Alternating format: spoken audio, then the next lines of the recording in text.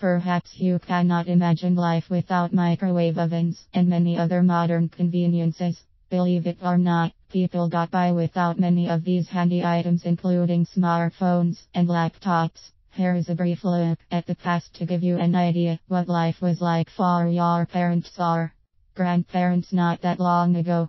If you grew up in the 1960s in the Midwest, it was not uncommon to have no AC in your house. In fact, most people did not have electric fans. On hot summer nights, you sat outside with your elders and endured a lot of I remember when stories.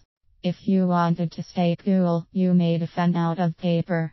Yes, these things actually worked and stirred up quite a bit of air. However, you had to keep moving your hand, and it was not like pressing buttons on a joystick.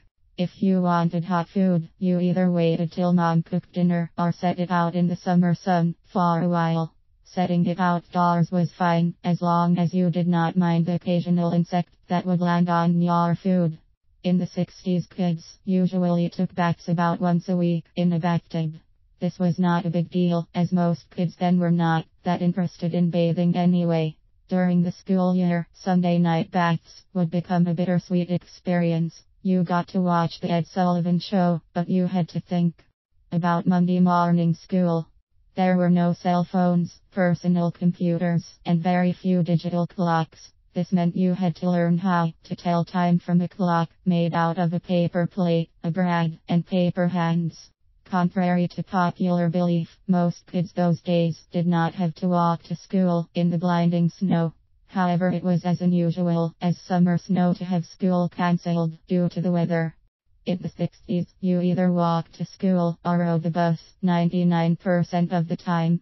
If your parents drove you to school, you either had a broken leg or your bottom was too sore to sit down on a hard and uncomfortable school bus seat. Yes, parents spanked their kids in those days and got away with it. This also went on in most schools too. There were no video games, not even Pong, and most households had one large black and white television sitting in the living room. Since cable or satellite TV did not yet exist, you watched broadcast TV through a set of rabbit ears. On top of the TV, it was not unusual to see rabbit ears adorned with tinfoil to increase the reception. Yet a few houses had roof antennas in those days. In the 60s, most families sat down and ate dinner together at least half the time. They did not watch TV while eating meals and actually talked to each other and communicated, believe it or not. Although by today's standards, things were quite primitive, many kids managed to grow up reasonably happy. They have fond memories of banana flips, 10-cent hamburgers, and things called bomb pots and fudgesicles. You can ask an older person about these things, but be warned, you may have to sit for a while and endure a lot of I remember when stories.